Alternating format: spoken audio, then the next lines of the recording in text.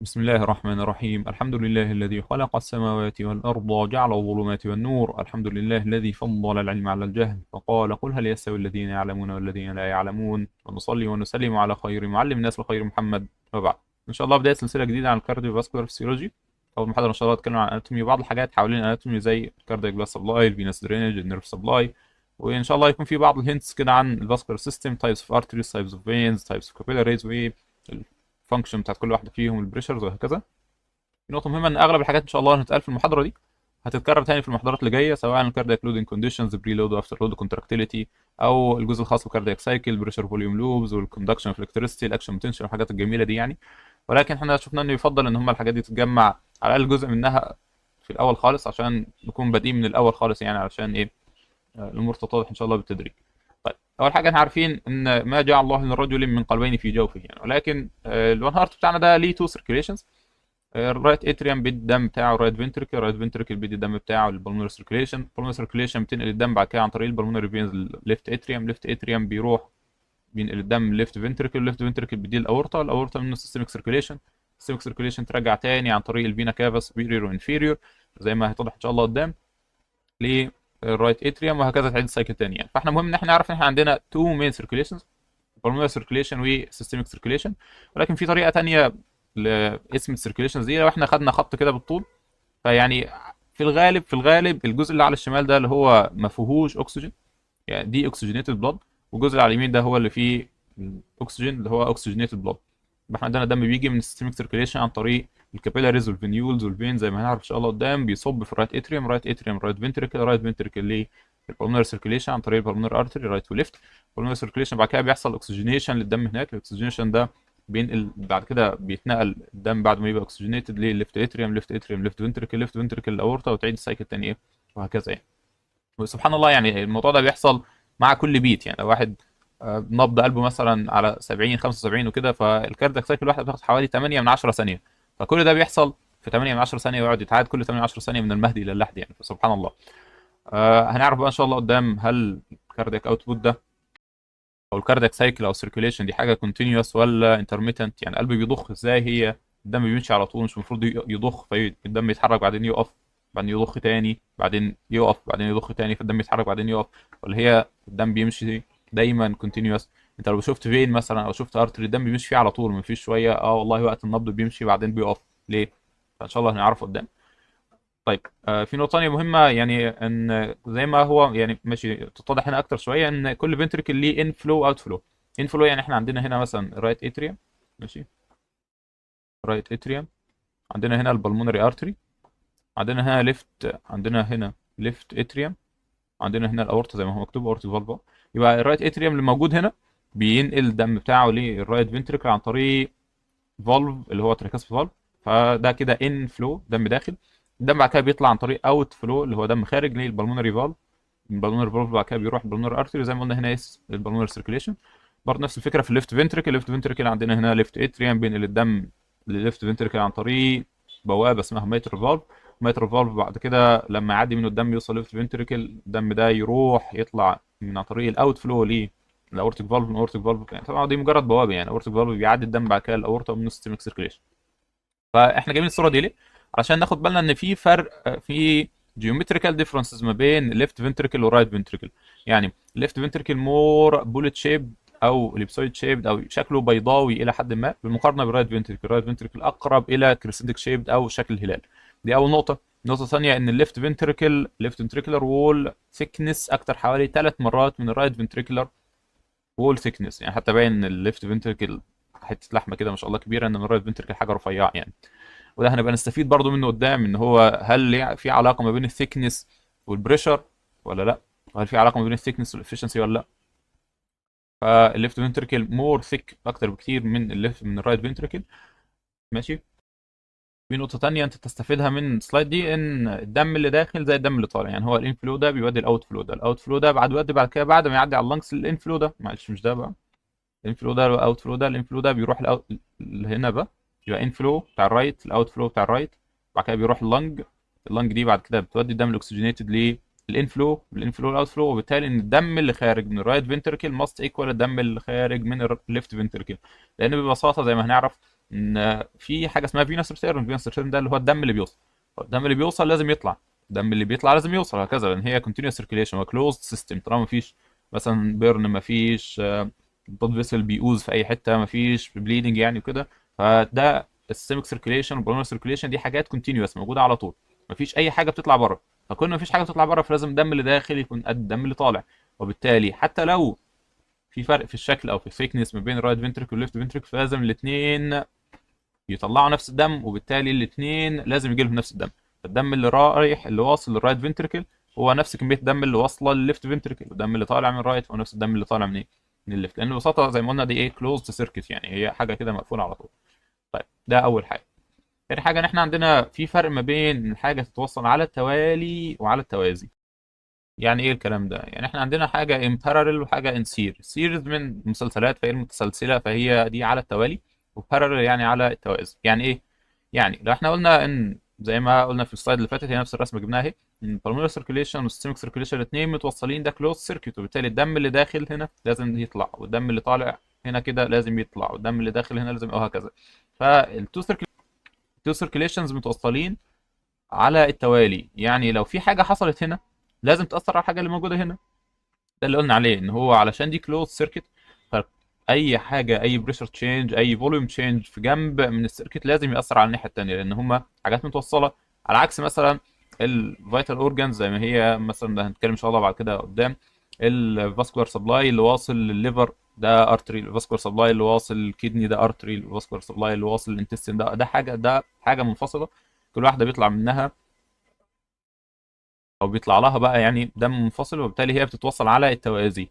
فدي حاجه مهمه ليه. يعني احنا مثلا يعني كافتراض لو قلنا ان هو احنا قلنا ان السيستميك سيركيليشن والبونس سيركيليشن الاثنين كلهم كمجمل متوصلين على التوالي، ولكن لو جينا هنا مثلا هتلاقي ان دي غير دي غير دي، لان هو الفرع الكبير اللي هو الاورطه بينزل في ادي واحد اتنين تلاته، ثلاث برانشات. هو الثلاث برانشات دول لوحدهم كده متوصلين على التوازي مع بعض.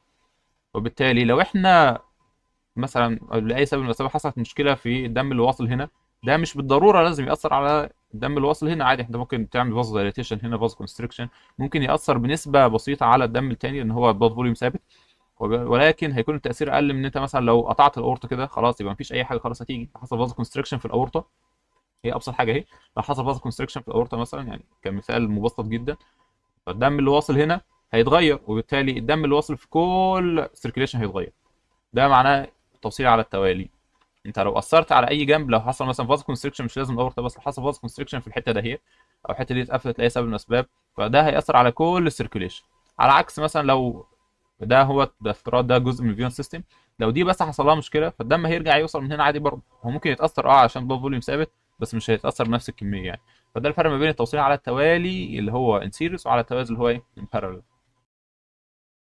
طيب يبقى ايه الفايده من توصيل الاورجن زي ما هو واضح هنا مثلا كده؟ ان هو القلب ده بيدي الاورطه، بيدي الاربس والهيدز، او الهيد يعني دماغ واحده، ارمز وهيد، وبعدين بينزل تحت جي اي تي وكدني وليج.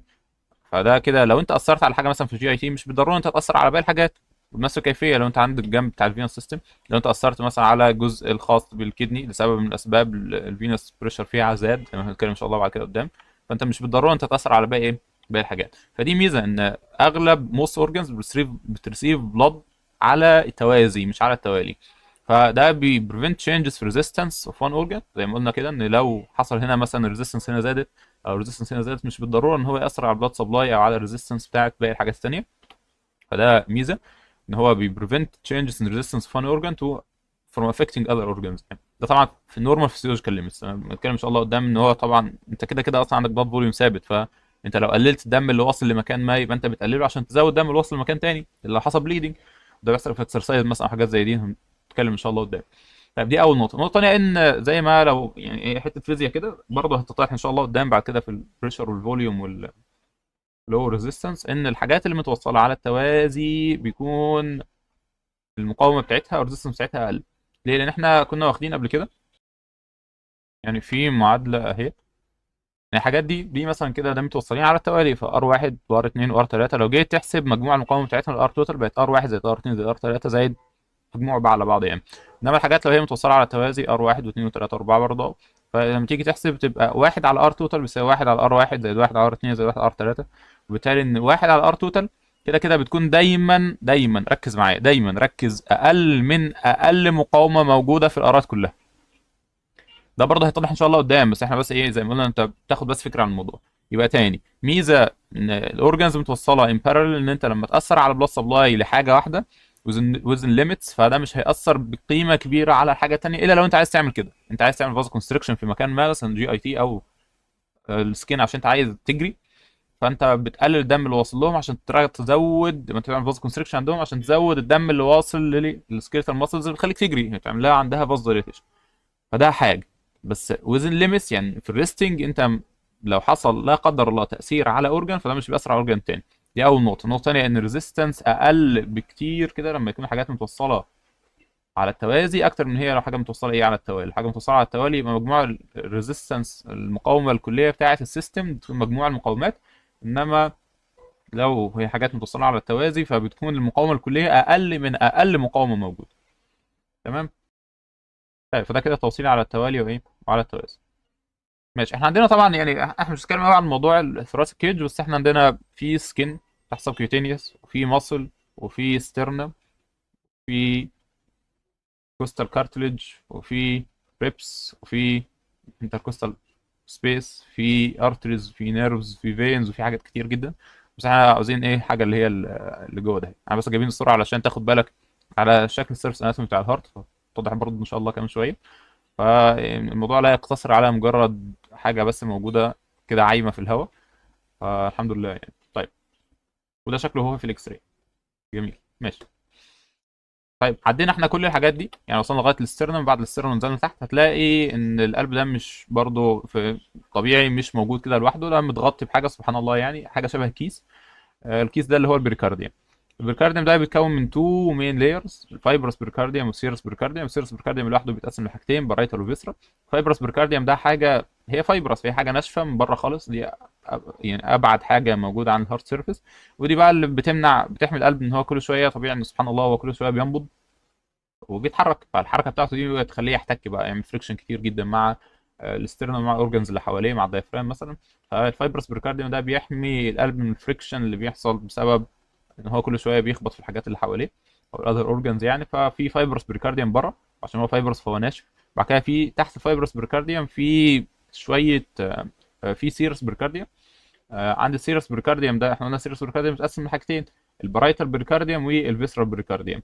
طيب المسافة اللي بتفصل ما بين البرايتال بريكارديا والفيسرال بريكارديا اسمها بريكارديال كافيتي، بريكارديال ساك.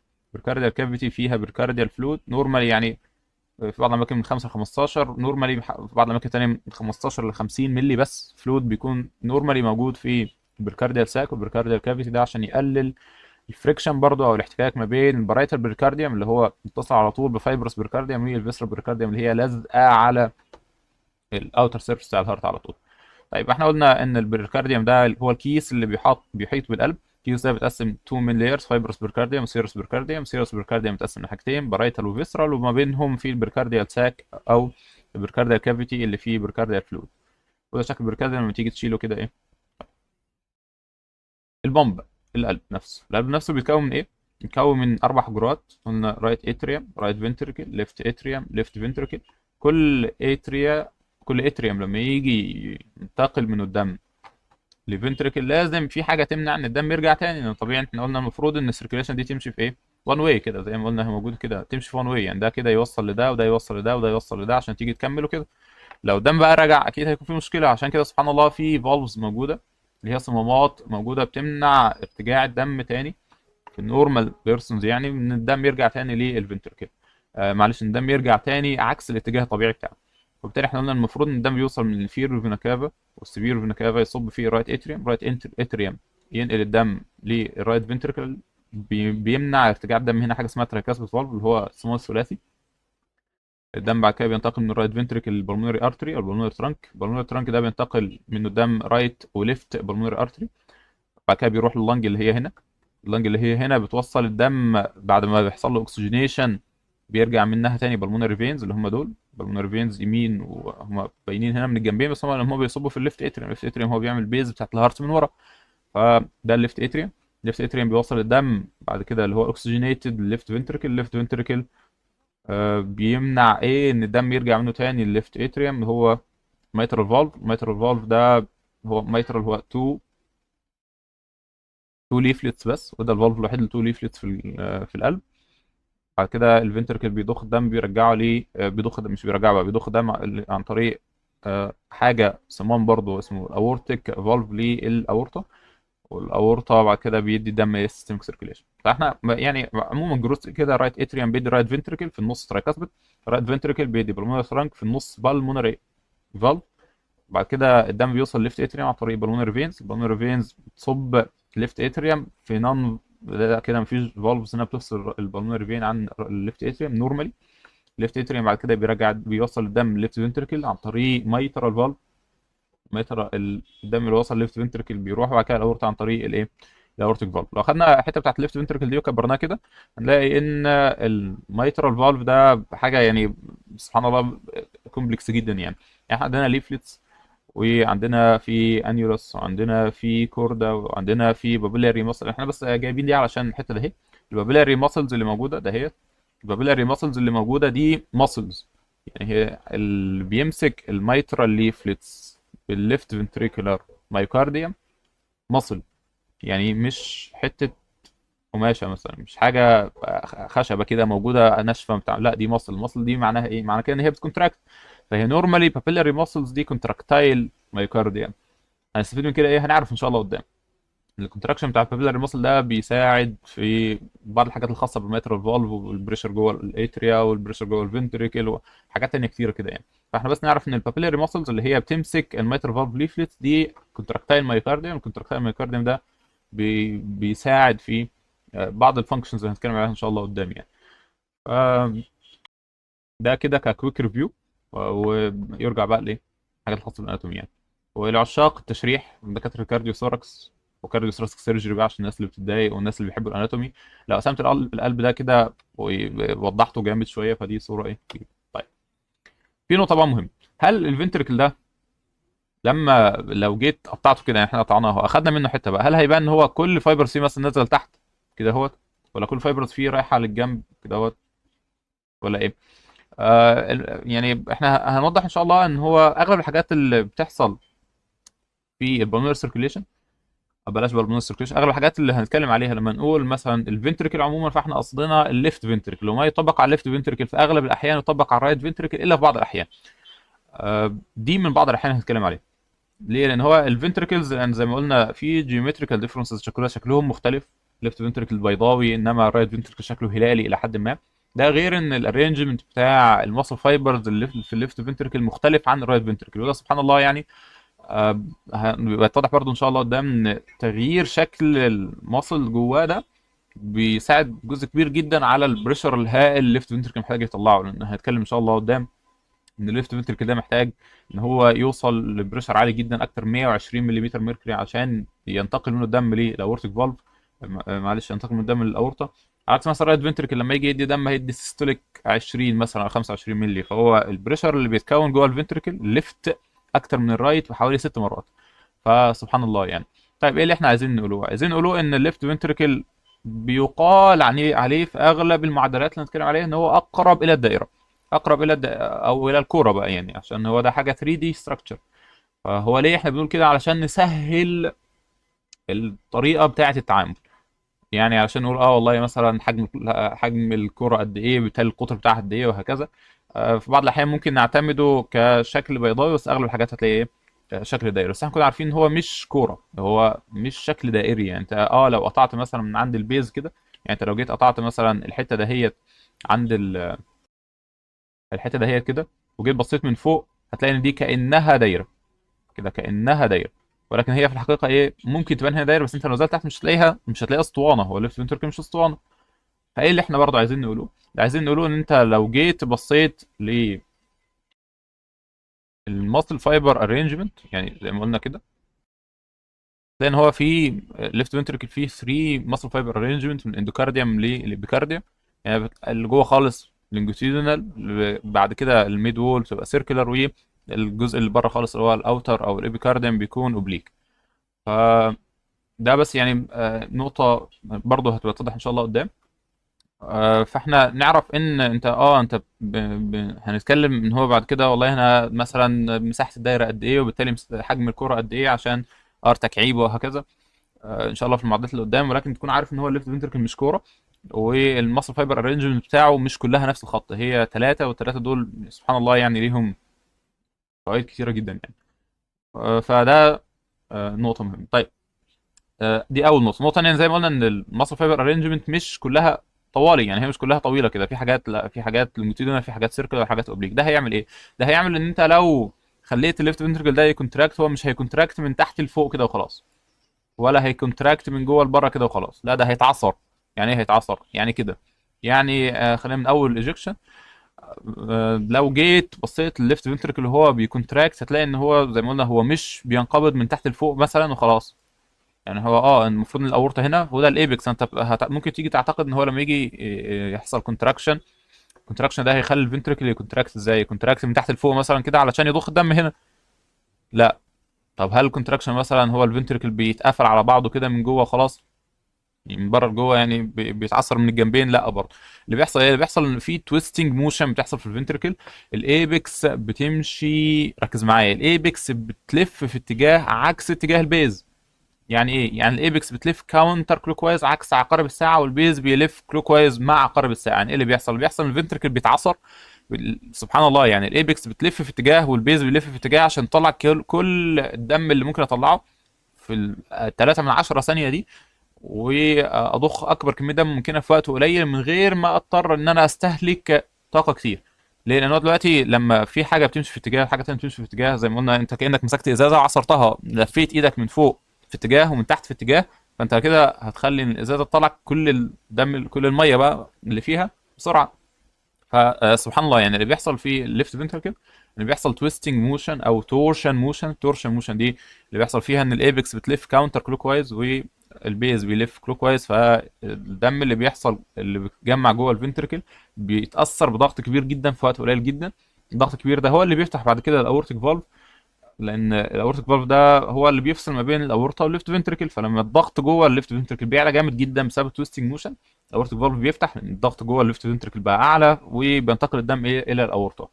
طيب احنا نستفيد من كده ايه؟ هنستفيد من كده ان الحاجه اللي بتلف في اتجاه بتحتاج، لان هي الاستيك زي ما هنعرف ان شاء الله قدام، ان القلب فيه الاستيك فانكشن مهمه جدا. الاستيك ده لو شديته في اتجاه هيرجع، هيحتاج يرجع تاني طالما هو الاستيس بتاعته كويسه، وبالتالي الحاجه دي لو حصل لها تويستنج في اتجاه لازم ترجع في اتجاه تاني. يعني ايه؟ يعني الايجكشن اصلا بيساعد في الدايستولا، والدايستولا بيساعد في الريلاكسيشن. يعني ايه برضو تاني؟ يعني الايبكس اللي لفت كاونتر كلوك وايز دي هتحتاج ترجع تاني كلوك وايز. لما ترجع كلوك وايز، والبيز اللي لف كلوك وايز يرجع كاونتر كلوك وايز، يعني ايه؟ يعني الحاجه دي هترجع في الاتجاه ده، وده حاجه ترجع في الاتجاه ده، الضغط هيقل بسرعه جامد، فيعمل ايه؟ يعمل ريلاكسيشن. فسبحان الله، يعني الايجكشن اصلا بيساعد في الريلاكسيشن، الكونتراكشن بيساعد في الريلاكسيشن. معلش. فيبقى احنا عاوزين نقول ايه؟ عاوزين نقول الليفت فنتركل لما بيكونتراكت مش بيكونتراكت من تحت لفوق، ولا بيكونتراكت من جوه لبره كده من بره لجوه خلاص. اللي بيحصل ان هو بيتعصر، الايبكس بتلف عكس عقارب الساعه، البيز بيلف مع عقارب الساعه، فده بيخلي الدم اللي جوه يتعرض لضغط هائل جدا. الضغط الهائل ده في وقت قليل بيخلي الضغط جوه الفنتركل بيعلى، فبيفتح الاورتيك فالف، ينتقل بعد كده الدم الايه؟ الاورطه. طيب اللي بيحصل بعد كده ايه؟ ان الحاجه اللي اتلفت في اتجاه بتحتاج ترجع في اتجاه تاني، فلما بترجع في الاتجاه التاني بيحصل الفنتريكولار ريلاكسيشن، ان الضغط بيقل بسرعه جدا والمساحه بتكبر او الحجم بيكبر، فانت بتحتاج ان انت ترجع الضغط ده، بتقلله. ليه؟ لان هو في حاجه دلوقتي احنا قلنا ده نظام الاستيك. الاستيك ده لما بيتشد في اتجاه بيرجع تاني، يبقى الايبكس لفت محتاجه ترجع، والبيز اللف محتاج يرجع. لما بيلفوا تاني بيرجعوا زي ما هم انقبضوا في عكس اتجاه بعض، هم بيرجعوا برضو في عكس اتجاه بعض. ده اللي كان عكس، ده اللي كان مع عقارب الساعه يبقى عكس، واللي كان عكس بقى يبقى مع عقارب الساعه، وده بيخلي ان البريشر يقل تاني بسرعه في الايه؟ في الليفت فنتركل. فسبحان الله يعني. طيب اللي تحت ده يعني علشان يجمعوا الديجري بتاعت الروتيشن سواء الابيكال روتيشن في اتجاه والبيزال روتيشن في اتجاه تاني، عشان كده هي بنيجاتيف. والمحصله بقى بتاعت الليفت فنتريكولار تورشن، يعني ده بعدين بقى ان شاء الله. طيب احنا كنا عايزين نقول ايه من هنا؟ عايزين نقول ان التويستنج موشن بتاعت الليفت فنتريكل ده بيخزن انرجي في الالاستيك كومبوننتس بتاعت ال في بتاعت الليفت فنتريكل، وبالتالي الانرجي اللي بقت ستورد في الالاستيك كومبوننتس دي بتحتاج ترجع تاني تبقى ريليز. لما تبقى ريليز ايه اللي هيحصل؟ هيحصل ريلاكسيشن، هيحصل دايستول او دايستول، وده بحاجه بتساعد في ليفت فنتريكولار فيلينج بعد كده يعني. دي اول نقطه. النقطه بقى الثانيه ان احنا قلنا ان الليفت فنتريكل برضه يظل فيه لونجيتودينال فايبرز. طب اللونجيتودينال فايبرز دي مش هيحصل لها كونتراكشن؟ بيحصل لها كونتراكشن، هي بتساعد في الجزء بتاع التويستنج. بتمثل قد ايه بقى؟ يعني الليفت فنتريكل بيشورتن قد ايه لونجيتودينال مقارنه بالرايت فنتريكل؟ الليفت فنتريكل بيشورتن بس على الاقل يعني اقل من 50%، بالمقارنه بالرايت فنتريكل بيمثل حوالي 70 ل 80% من الشورتنج بتاعه لونجيتودينال. يعني ايه؟ يعني انت لو جيت هنا للرايت فنتريكل، خلينا صوره ثانيه، لو جيت هنا الرايت فنتريكل، الرايت فنتريكل بينقبض زي ما الليفت فنتريكل بينقبض. الليفت فنتريكل بيتعصر، ده بيلف كده وده بيلف كده، ولكن الرايت فنتريكل اغلبه شورتنج. يعني هو اغلبه طبعا الرايت فنتريكل لسه فيه ابحاث كثيره جدا يعني. الرايت فنتركل اغلبه شورتنج، 70 ل 80% منه بيشورتن من تحت لفوق. حتى لما تيجي تشوف شكله في الايمجنج مختلف عن الليفت فنتركل. الليفت فنتركل فعلا كانه بيتعصر، والرايت فنتركل بيقصر، اللي تحت بيروح فوق. الايبكس الجزء الخاص يعني اللي هنقول عليه ايبكس بيقرب بس من الجزء بتاع البيز، وكده كده خلاص الرايت فنتركل عمل اغلب الشغل بتاعه. وبالتالي 70 ل 80% من الشورتنج او الكونتراكشن بتاع الرايت فنتركل بيحصل بسبب اللونجيتودينال فايبرز او اللونجيتودينال ايه شورتنج يعني. فده اللي احنا كنا عايزين نقوله، ان اللونجيتودينال شورتنج بتاع الرايت فنتركل حوالي 70 ل 80% من الشورتنج التوتال بتاعه. لو 70 ل 80% من الفانكشن بتاعت الار في بتحصل بسبب اللونجيتودينال شورتنج اللي هو بيأثر بالطول، انما الليفت فنتركل اقل من 50% بسبب ان هو بيأثر بالطول. وبالتالي اغلب الحاجات دي التانية بسبب ايه؟ احنا قلنا هو فيها حاجات سيركلر، في اوبليك، الحاجات دي هي اللي بتعمل تويستنج موشن بتاعت الليفت فنتركل يعني. طيب في نقطة تانية مهمة برضه ممكن تبقى تتضح قدام شوية، ان حوالي 50% من الار في كونتراكتيليتي بتبقى جنريتد بالليفت فنتريكولار كونتراكشن. يعني ايه؟ يعني الاثنين دول، هو احنا قلنا ان ده 1 هارت، هو 2 سيركيليشنز بس 1 هارت، وبالتالي لو حصل كونتراكشن في الليفت فنتريكل، الليفت فنتريكل ده هيأثر برضه معلش لو حصل كونتراكشن في الليفت فنتريكل اللي هو هنا، الليفت فنتريكل ده هيأثر على الرايت فنتريكل. فعلاشان الليفت فنتريكل الماس بتاعته كبيره، يعني هو زي ما قلنا الماسل ثيكنس بتاعته اكتر بثلاث مرات من الرايت فنتريكل، فده هيخلي لما بيحصل تغيير في البريشر الموجود جوه الليفت فنتريكل بيغير في الرايت فنتريكل. فبس يعني في بعض الدراسات كانوا جابوها فعاوزين يشوفوا والله هل فعلا الليفت فنتريكل ده بيأثر على الرايت فنتريكل ولا لا. لما عزلوا الليفت فنتريكل على الرايت فنتريكل، يعني الاثنين بيوصلون كهرباء بس منفصلين عن بعض، الرايت فنتريكولار فانكشن قلت بحوالي 40 ل 50%. وبالتالي يعني ده بس حته ادفانسد بعدين بقى ان شاء الله. يعني احنا بس نعرف ان الرايت فنتريكولار فانكشن بتتاثر بجزء كبير جدا من الليفت فنتريكولار فانكشن. ليه؟ لان هو الاثنين زي ما هنبقى ان شاء الله تبقى تتضح برضه حاجه اسمها الفنتريكولار انتر ديبندنس، الاثنين متاثرين ببعض سواء في الفوليوم لودنج او البريشر لودنج. يعني لو الدم اللي هنا اتغير يبقى الدم اللي هنا، مثلا الدم اللي هنا زاد فده هيأثر على الدم اللي هيوصل هنا وهكذا. فالاثنين بيتاثروا ببعض، ده جزء من ضمن الاسباب. في حاجه تانية ان السيبتم مشترك، يعني الليفت فنتريكولار فري وول اهو، والرايت فنتريكولار فري وول اهو. طب ما في سيبتم في النص ده مشترك، السيبتم ده هيروح ناحيه الليفت فنتريكل ولا هيروح ناحيه الرايت فنتريكل؟ عشان الليفت فنتريكل بيطلع بريشر اعلى، فالنورمال ان السيبتم ده يروح ناحيه الليفت فنتريكل. طيب مركز معايا، هل انا قلت ان الليفت فنتريكل بيشورتن بس او بيروح كده سيركلر بس؟ لو كان الليفت فنتريكل سبحان الله يعني، لو كان الليفت فنتريكولار كونتراكشن بيروح من بره لجوه بس، ده كان هيخلي ان السيبتم اصلا يروح كده بعيد عن الار في. طب يعني انت عايز تنقبض، فانت تلاقي ده بيروح الناحيه دي وده بيروح الناحيه دي، طب ما كده الرايت فنتريكل مش هينقبض خالص. هو الحاجه اللي احنا بنعملوها هنا عشان اقرب ازود الضغط، الاقي دي حاجه بتبعدها كده تقلل الضغط. فسبحان الله يعني السيبتم لما بيجي ينقبض احنا قلنا ليفت فنتريكل بيحصل فيه تويستنج موشن. تويستنج موشن دي بتخلي السيبتم اصلا يصغر ناحيه، هو مش يصغر، هو بيثكن، هو بيتخن بس هو بيقرب ناحيه البيز. علشان كده لما السبتم بيكونتراكت، فالسبتم نورمالي بيكونتراكت ناحيه الليفت فنتركل، لان هو بيجنريت ماتش مور فورس، بيجنريت ماتش مور باور، بيطلع بريشر اعلى. فالسبتم لما بيكونتراكت ناحيه البيز بتاعت الليفت فنتركل، وده بياخد معاه جزء من الرايت فنتركل، فتلاقي دي خلاص دي قربت منها، فالبريشر جوه الار في يعلى، فيوبن بقى البالمونري فالف وينتقل الدم من البالمونري.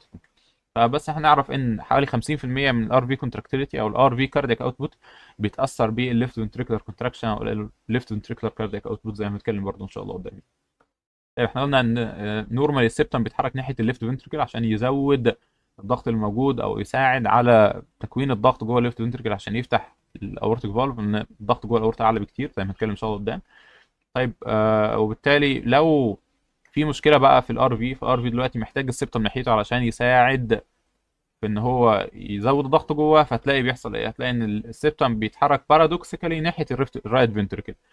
فالبارادوكسيكال موشن بتاعت الرايت فنتركل اللي بتشاف في الايمجنج ليها اسباب كتير، سواء بتحصل في السيستول او دايستول بس.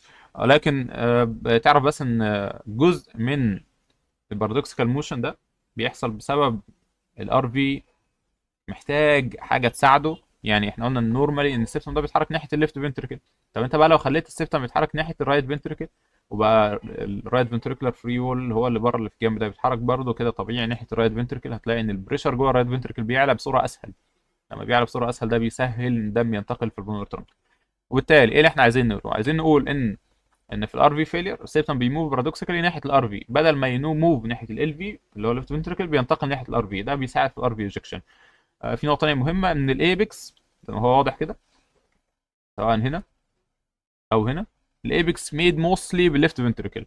يعني ايه؟ يعني الحته اللي هي اخر حته في القلب تحت خالص تبقى بتتكون من الليفت فنتريكولار ماسل ماس.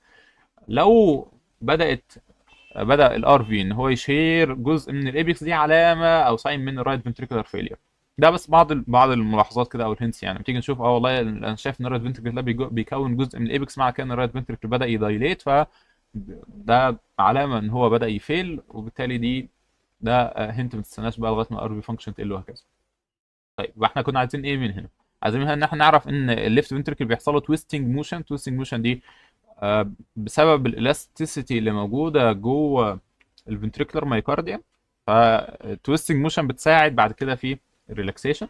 ده اول نقطه. النقطه الثانيه ان اللونجيتودينال شورتنج بتاع الرايت فنتريكل بيمثل حوالي 70 ل 80% من الفانكشن بتاعته، بس اقل من 50% من الفانكشن بتاعه الليفت فنتريكل. و50% من الار في كونتراكتيليتي بتبقى بتحصل بسبب الليفت فنتريكولار كونتراكشن. في الار في فيلير سيبتم بيموف بارادوكسيكلي ناحيه الار في عشان يساعد في الريجكشن. طبعا هو في ميكانيزمات تانية كتير يعني تتطرق ان شاء الله قدام، بس ده واحد منهم. ولو الار في بدا يشير في الايبكس مع كده ان بدا يحصل ار في فيلير يعني. طيب ماشي. طيب النقطه الثانيه عن الفولفز. احنا قلنا ان الفولفز بتاعت الهارت عندنا اربعه مين. الاربعه دول اغلبهم يعني قول كلهم تراي ليفلت ما عدا مايترا. يعني ايه تراي ليفلت؟ يعني ثلاثه ليفلت، يعني بيتكونوا من ثلاث حاجات، وبالتالي ثلاث حاجات بيقفلوا على بعض. فده مثلا ترايكاسبيد ده بيتكون من anterior leaflet او anterior cusp وسبتال وبوستيريور، هو anterior وبوستيريور وسبتال. الاورتيك فالف برضه بيتكون من ثلاثه، رايت وليفت وبوستيريور. البلمونر فالف برضه بيتكون من ثلاثه، anterior ورايت وليفت وانتيريور. ماشي. الميترا بقى هو الوحيد اللي بيتكون من اثنين بس، بيتكون من anterior cusp وبوستيريور cusp. من قدام لورا البلمونر فالف هو الموست anterior فالف، ووراه على طول الاورتيك فالف. بعد كده الحاجتين اللي ورا القريبين من بعض هو التراكاسبيد فالف والميترال فالف. في نقطة مهمة ان كنا عاوزين نقولوها هنا احسن.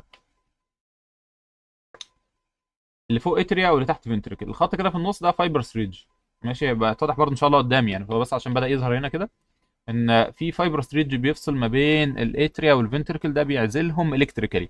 يعني طبيعي ان مفيش لغايه دلوقتي اي كهرباء ممكن تعدي من الاتريا للفنتركل. احنا عندنا ايه؟ عندنا فالف بس، الفالف ده بيعدي دم وخلاص، مفيش اي حاجه ثانيه تعدي خالص. ماشي تمام. طيب لو اخدنا الميترو فالف بس عشان نقول الكومبوننتس بتاعته ايه، احنا قلنا الميترو فالف ده كومبلكس ستراكشر. بيتكون من ايه؟ بيتكون من بره في دايره بتمسك الميترال فالف ليفلس اسمها ميترال انيولس. الميترال انيولس دي بيشبك فيها ميترال ليفلتس.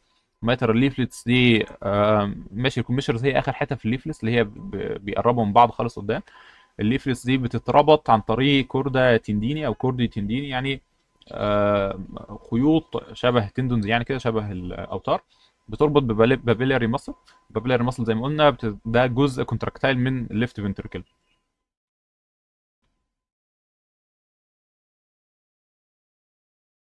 دول بيتربطوا بخيوط عند البابيلاري ماسلز. البابيلاري ماسلز بتكونتراكت مع الليفت فنتركل، ما نقدرش ناكد اكتر من كده. ماشي. طيب احنا ليه احنا عايزين نقول الكلام ده؟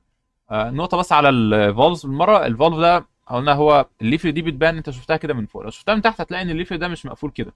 يعني هما مش مثلا اتنين كده اهوت. ده كمثال مثلا عند الميترال ده لو اخدناه هتلاقي ان هو عامل كده. لما بيجي يقفل ما بيقفلش خط مستقيم، لا بيقفل كده. يعني ازاي؟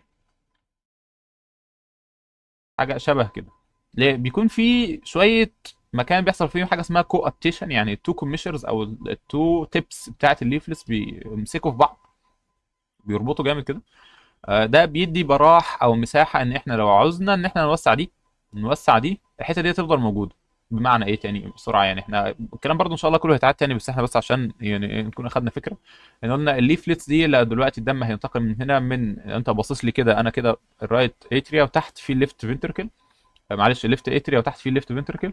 فالليفلتس دي لما تفتح هتكون عامله كده عشان الدم ينتقل لكده. تمام. طيب احنا الليفلتس عامله كده، لما الليفلتس دي تيجي تقفل هتبقى قافله ازاي؟ هل هتبقى قافله خط مستقيم؟ لا. ليه؟ احنا قلنا في دايره، يبقى الليفلتس دي كانت عامله كده، في دايره هنا اهو تمسك فيها الليفلتس دي. لما تيجي الدايره دي لما تيجي الليفلتس دي تقفل هتقفل كده، هيكون في شويه مساحه زياده للليفلتس، ان هي لو انا شديت الدايره دي وسعتها خليتها دايره اكبر كده مثلا، الليفلس دي مش تيجي تقول والله لا ده انا كده هفضل موسعه جامد، لا انا هقول ايه والله إيه؟ انا ده همت انا عندي اصلا مساحه زياده انت عايزها خدها ماشي مفيش مشكله، فتفضل تبقى عامله كده، فيفضل فيه برضو ايه مساحه. فده سبحان الله يعني من كرم ربنا ان لو حصل شويه دايلاتيشن في الاتريا شويه دايلاتيشن في الفنتركل ما يحصلش ريجرج. احنا قلنا ان الفالف ده مهم جدا عشان يمنع ارتجاع الدم تاني عكس الاتجاه الطبيعي بتاعه. فاحنا بس نعرف ان الكوابتيشن ده او من اتصال التو تيبس بتاعت الليفلس ده بيسيب شويه ريزيرف. الكلمه دي مهمه عشان نقولوها قدام كتير.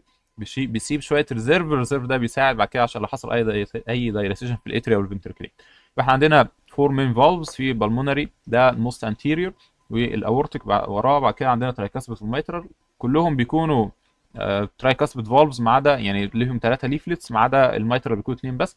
وفي بعض الكلام على ان ترايكاسبت ممكن يكون في بعض الناس باي كاسبت، ممكن يكون كوادري كاسبت كمان. الليفت فنتريكل فيه بابيلاري ماسلز، عندنا اثنين مين بابيلاري ماسلز، انتروميديال وبوسترولاترال، بس يعني ده مش مهم دلوقتي، نبقى ممكن يبقى يتضح ان شاء الله بعدين برضو. الرايت فنتريكل يعني هي هما اثنين بس، هما الاثنين متوصلين بالاثنين. يعني ايه؟ يعني الانتيريور متوصله بالانتيريور والبوستيريور، البوستيريور متوصله برضه انتيريور وبوستيريور، بنتكلم عليه ان شاء الله قدام. زي ما قلنا احنا بنوضح بس الحاجات. طيب الرايت فنتريكل فيه بابيلاري ماسلز برضه فيه، يعني في احيان كتير بيكونوا ثلاثه بقى مش اثنين يعني عشان دول ثلاثه قصص. طيب في نقطة مهمة، احنا قلنا ان في الفالف ده لما بيقفل بيعمل صوت. احنا لما بنيجي نعمل اسكالتيشن ده بس حاجة كلينيكال تيب كده، انت بتيجي تعمل اسكالتيشن هتلاقي فيه والله يقول لك ده فيه والله احنا عندنا فيرست اورتيك اريا، سكند اورتيك اريا، برمونري اريا، تراكسبل اريا، وميترال اريا. هل احنا ده المكان الطبيعي بتاع الفالفز؟ لا. السيرفس اناتومي بتاع الفالف زي ما هو موجود كده هنا، هو البلمونري وراه الاورطه، تحت البلمونري تحت الاورطه، تحت الميترال، تحت التراكسبل.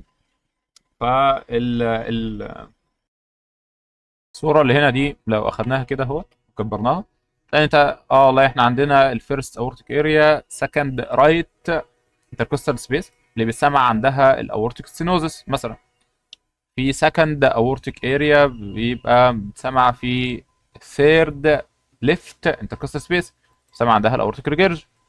البلمونري اريا بتسمع هنا عند سكند ليفت انتركوستال سبيس. الميترال اريا مثلا بتسمعها عند الايبكس، هو فيفث انتركوستال سبيس ميد كلافيكولار. التراكاسبت اريا بتسمعها مثلا ليفت باراستيرنال عند الفورس انتركوستال سبيس. طب ليه بقى الكلام ده بيحصل اذا كان ده مش المكان الطبيعي اصلا بتاع الفولف؟ لما بنيجي نسمع الاورتيك ستينوزس، الاورتيك ستينوزس كل اللي بيعمله ان هو بيزود، احنا مهم ان احنا لما بنيجي نعرف احنا بنسمع في الغالب بنسمع نتيجه لحاجه بتحصل في الدم. يعني احنا بنسمع نتيجه تربلنس، الوش اللي بيحصل بسبب لخبطه انتقال الدم. فالتربلس ده بيعمل فايبريشن، فايبريشن احنا بنسمع الريفيرال سايت بتاعها. يعني ايه؟ يعني العيان ده اللي عنده اورتيك ستينوزس هنا مثلا، الاورتيك ستينوزس ده اللي بيعمله ان هو بيعمل اكسلريشن للدم اللي بيحصل. فالاكسلريشن ده بيزود يعني زياده في الفيلوسيتي، الدم اللي بيعدي من عند الاورتيك اريا ده، اورتيك فالف. كل ما الاورتيك فالف يضيق كانك جبت خرطوم ميه ودوست عليه من قدام، هتلاقي ان طبيعي السرعه اللي فيه بتعلى. السرعه اللي فيه بتعلى لو وجهت خرطوم الميه ده لحيطه هتلاقي ان هو بيعمل صوت عالي. طيب ما هو الدم اللي بينتقل من الليفت فنتركل ده بيروح الاورطه، لما بيحصل له اكسلريشن عند الاورتيك فالف بسبب ان هو في ستينوزس بقى في دم كتير بيروح ناحيه الاورطه بيخبط عند الاورطه هنا. حتى الخبط بتاعه ده بعد كده ممكن يعمل انيوريزم. عشان كده العيانين اللي بيكون عندهم مثلا بايكاس اورتيك فالف، دايما هبقى اتكلم بعد كده، بايكاس اورتيك فالف ده بيكون عندهم احيان كتير جدا بعض الانوميليز اللي بتحصل في الاورطه بيكونوا عرضه اكتر للانيوريزم. الانيوريزم اللي هو دايلاتيشن في الاورطه. فليه المهم يعني اللي احنا عايزين نقوله ان انت لما بيجي الدم ينتقل من ليفت فنتريكل الاورطه بيحصل له اكسلريشن عند الاورتيك فالف والبوست بتاعته بتزيد، بيخبط جامد في بدايه الاورتيك ارش من هنا، فيسمع فين؟ يسمع عندنا هنا. انما الفالف اصلا تحت، فانت لما بتيجي تسمع، انت بتسمع الريفيرال سايت بتاع التربلنس بتاع الدم او الفايبريشن، ما بتسمعش الفالف نفسه. نفس الفكره لو حصل مثلا اورتيك، مثلا حصل اورتيك ريجيرش بقى دلوقتي، الدم اللي هيرجع من هنا هيرجع عند الاورتيك فالف اللي هنا. طب هل دم الطبيعي ان هو يرجع هنا؟ لا. وبالتالي لما بتيجي تسمع بقى ليه الاورتيك ريجيرش بتسمع في مكان، اورتيك سنوز بتسمع في مكان تاني. الاورتيك سنوز بتسمع لان هو الدم لما بيخبط هنا عند الاورطه، ده الجزء بتاع الاورتيك ارش، بيفايبريت بيتسمع الجنب ده. انما الاورتيك ريجيرج انت بتسمعه على الحته بتاعه رجوع الدم، فبيعمل تيربلنس عند الاورتيك فالف فبيتسمع هنا. فانت بس تعرف ان هو السيرفس اناتومي بتاع الفالف مختلف عن المكان اللي انت بتسمع فيه او بتعمل له اسكالتيشن يعني. طيب ماشي.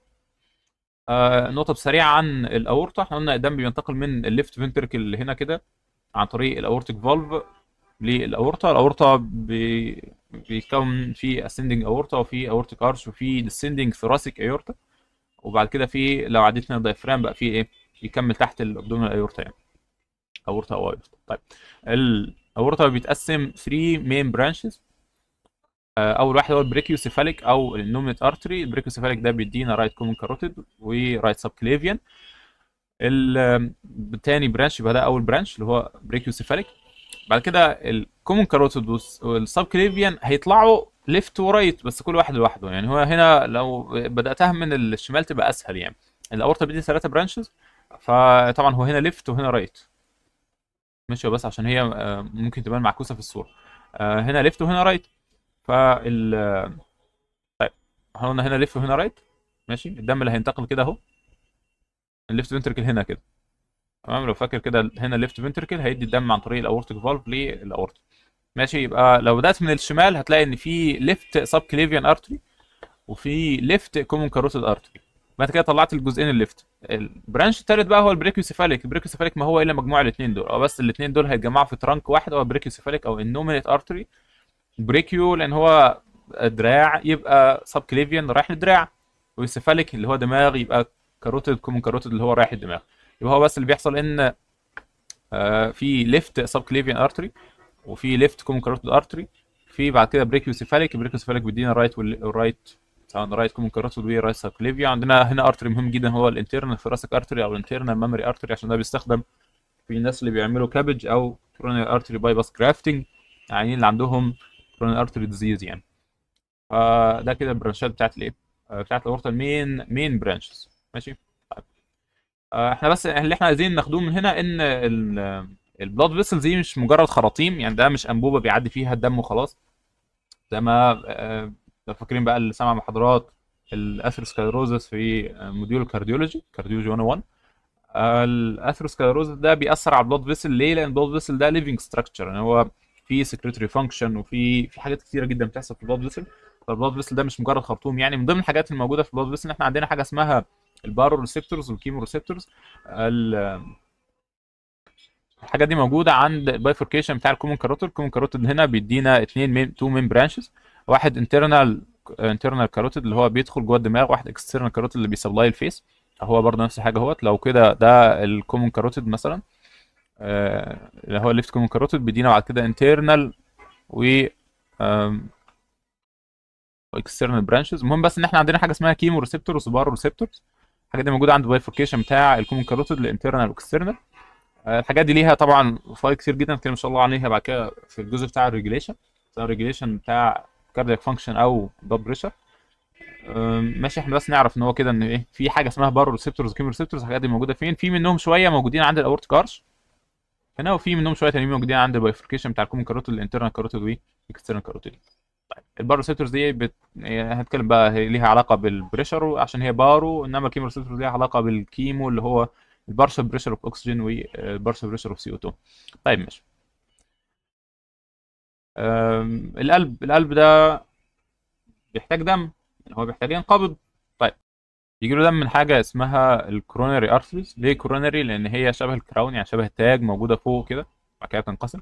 عندنا تو مين كوروناري ارتريز، في الليفت مين كوروناري وفي رايت كوروناري. الليفت مين بيتقسم لتو مين برانشز، الليفت سيركمفلكس هو ده اهو، والليفت انتيريور ديسندنج اللي هو ده اهو. رايت كوروناري خلاص بقى هو بيبقى رايت كوروناري، وطبعا بيحصل انستموزس ما بينهم وكولاترالز كتير يعني. في نقطه مهمه ان اللي بيكارديال فيسلز دي سواء ليفت بقى ليفت مين كوروناري او ليفت سيركمفلكس او الليفت انتيريور ديسندنج، رايت كورونري، كل الحاجات دي المفروض ان هي كوندويت فيسلز. يعني ايه؟ يعني المفروض ان الحاجات دي الريزستنس بتاعتها قليله جدا، يعني زي ما هنعرف ان هي بتمثل اقل من 5% من الريزستنس اللي بيعانيها الدم علشان يوصل لغايه ابعد حته جوه الميوكارديوم. المفروض ان الحاجات دي بيعدي منها الدم بس وخلاص، دي بقى خراطيم بيعدي منها الدم بس، المفروض ان ما يكونش في اي معوقه فيها او مقاومه، الا بقى لو حصل ستنوز يعمل كورونا ارتر ديسيز وحاجات زي كده يعني. واحنا عندنا كورونا ارتر اناتومي، عندنا الليفت مين كورونا بيدي الليفت انتيريور ديسندنج وليفت سيركمفلكس، وبعد كده تاني ارتري مهم هو الرايت كورونا ارتري. طبعا بقى يعني ده بيمشي في الجروب وده بيلف كده وده بعدين بقى ان شاء الله يعني في حاجات مور اناتومي ريليتد. ده علشان لو حد عايز ديتيلز تانية اكتر شويه، بقى الليفت مين كورونا ارتري بيدي ليفت انتيريور ديسندنج وليفت سيركمفلكس. المين برانشز بتاعت ليفت انتيريور ديسندنج هم السبتال برانشز ودايجونال برانشز. الليفت سيركمفلكس بيدينا الاوبتيوز مارجنال اللي هو الاو ام. الار سي اي بقى بيدي حاجات كتير. الار سي اي بيدي بلس سبلاي للساينو اتريال نود في 85% من الناس، بيدي بلس سبلاي للاي في نود الموجوده يعني ممكن تعتبر هنا كده 60% 65% من الناس، وبيدي بلس سبلاي للرايت فنتركل. وبعد كده يعني المفروض دي من ورا بتلف بيدينا حاجه اسمها posterior descending artery اللي هو البي دي اي. ماشي. طيب في نقطه مهمه هنا كويس، الكوروناري ارتري دومينانس. الدومينانس ده بيتحسب على اساس ايه؟ مين اللي بيدي البوستيريور سيندنج ارتري اللي هو البي دي اي. في 85% او 80% من الناس البي دي اي ده بيطلع من ار سي اي. 8 ل 7% بيبقى ليفت دومينانت، يعني بيطلع من ليفت سيستم اللي هو ال سي اكس ليفت سيركمفلكس. والناس الباقيين بيكون عندهم بي دي اي ده حاجه مشتركه ما بين الاثنين. يعني الاثنين دول لو بصيت من ورا زي ما هو موجود كده، الار سي اي في 85% بيدي البي دي اي، في 8% ال سي اكس هو اللي بيدي البي دي اي. انما في 7 8% تانيين البي دي اي ده بيطلع من ال سي اكس والار سي الاثنين مع بعض. ودي صوره تانية من ورا، لو بصيت بقى من البوستيريور بار بتاع الهارت، انت كده شايف ليفت اتريوم انت بتبص من ورا، ده البوستيريور ديسندنج ارتري. لو البوستيريور ديسندنج ده بيطلع من الار سي اي زي ما هو موجود كده، يبقى ده رايت دومينانت سيركيليشن. انما لو هو بيطلع من السيركل هو ليفت سيركمفلكس او ال سي اكس، ده يبقى ليفت دومينانت سيركيليشن. ماشي. طيب ده اللي عايز تفاصيل اكتر يعني. طبعا في individual variations كتيره جدا جدا، يعني في ناس ما بيكونش عندهم ليفت مين اصلا، ليفت anterior descending والليفت سيركمفلكس دول بيطلعوا مباشره من الاورطه. في حد يكون عنده اللاد ده طالع من ال سي اكس، ويعني حاجات تانية كتيره جدا يعني. في الليفت anterior descending ده المفروض ان هو زي ما هو باين كده هو بيوصل لغايه الايبكس. في تلت الناس بيوصل لغايه الايبكس، في تلت الناس مش بيوصل لغايه الايبكس، ويكون الجزء الخاص بالايبكس ده بيبقى سبلايد بالسيرو ديسندنج ارتري في الغالب يعني. ده حتى ممكن يعمل شويه ريلاتيف اسكيميا او كما يقال في الليترشر في الايبكس، ان هو لو البوستيريور سيندنج ده ما وصلش قوي ان هو غطى الايبكس، فكده الايبكس مش وصل لها دم لا من الليفت انتيريور سيندنج ولا من الليفت ولا من البوستيريور سيندنج ارتري. فكل اللي بيحصل لها بيوصل لها بس حاجات من كولاترالز وكده، فممكن يحصل شويه ريلاتيف اسكيميا في الايبكس. فاحنا بس نعرف ان يعني حوالي تلت الناس بيكون عندهم ليفت انتيريور ديسندنج ده بيكون مش واصل الايبكس اصلا، بيكون واصل هنا والايبكس دي بيكون سبلايد من ورا. التلت التانيين بيكون عندهم ليفت انتيريور ديسندنج او لاد واصل لغايه الايبكس. التلت الباقي من الناس بيكون عندهم لاد راب راوند او راب راوند لاد. يعني ايه؟ يعني اللاد ده بيسبلاي الايبكس وجزء من الانفيريور وجزء من السير رول وهكذا، بيكون حاجه ضخمه كده ما شاء الله يعني. طيب الكوروناري سيركيليشن بتاخد قد ايه من البلاد فلو؟ حوالي 5% بس. يعني 5% من الدم اللي هنعرفه ان شاء الله قدام، اللي هو حوالي 5 لتر في الدقيقه او 2 ونص مثلا لتر كل متر سكوير بلد سيرفيس اريا. انت بتتكلم على كاردياك اندكس. فهو الكورونال بلاد فلو حوالي 5% بس من توتال كاردياك اوتبوت، بس 5% دي ممكن توصل يعني حوالي 20 25% او 30% كمان في الناس اللي هم ويل تريند اثليتس في الماكسيمم اكسرسايز. طيب برضو البيكارديا فيسلز دي بتمثل حوالي 5% بس من الريزيستنس بتاعت الفلو. المفروض ان ده حاجه كده خرطوم بيعدي منه الدم بس مش بيعمل اي معوقه للدم يعني. يبقى كرون بلاد فلو 5% من كاردياك اوتبوت، ممكن تزيد 5 اضعاف. والبيكارديا فيسلز بتمثل حوالي 5% بس من الريزيستنس. يعني سريعا كده احنا قلنا في حاجات تانية غير العضله، يعني العضله دي القلب ده مش مجرد عضله بس وخلاص، في كوندكشن سيستم وفي حاجات تانية. فاحنا عندنا الار سي اي زي ما قلنا بيسبلاي الساينويترال نود في 60%. معلش انا كنت عكست تحت. ماشي. يبقى الرايت كرونري بيسبلاي الساينس نود في 60% من الناس، بيسبلاي الاي في نود في 85% من الناس. ال سي اكس بيسبلاي باقي، يعني هو لو هنا ال 6 بيسبلاي الباقي، يعني هو 40% من الساينس ساينويترال نود بيسبلاي بالاس 6 و15 او يعني حوالي 10% مثلا بتبقى سبلاي ال 6، 5% الاي في نود بتاخد من الاثنين. الليفت بوستيريور فاسيكل بتاعت الليفت باندل برجع بقى للمحاضرات كارديولوجي 1 بتبقى سبلايد بالار سي اي واللاد، عشان كده هي مور ريزيستنس للسكيميا. ليفت انتيريور فاسكيول سبلايد باللاد بس. الرايت باندل بتبقى سبلايد بالليفت انتيريور ديسندنج. البابيلاري ماسلز عندنا البوستيريور بتبقى سبلايد بالار سي اي بس. الانتيريور بتبقى سبلايد بالليفت انتيريور ديسندنج ال 6. بس يعني ده يعني مش موضوعنا دلوقتي يعني. احنا بس ليه احنا كلنا نعرفه كده عشان تعرف ان لو حصل مشكله في الدم اللي واصل، اللي حصل كوروناري ستينوزس مثلا، حصل ام اي بتاع، فده مش هيأثر بس على العضله، ممكن يأثر على الكوندكشن، ممكن يأثر على الكونتراكشن، ممكن يأثر على الفانكشن بتاعت البابيلاري ماسل وهكذا يعني. طيب الليفت فنتركل طبعا معروف طبعا هو بيجنريت ماتش هاير بريشر عن الرايت فنتركل.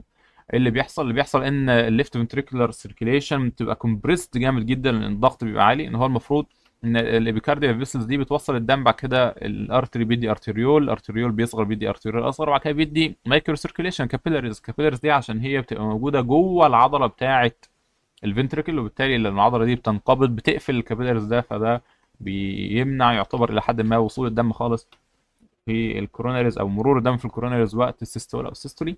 وزي ما هنبقى نعرف ان شاء الله قدام العلاقه ما بين الاورتيك بريشر او الفنتريكولار كونتراكشن بالكوروناري فلو من الويجرز دايجرام ان شاء الله يعني.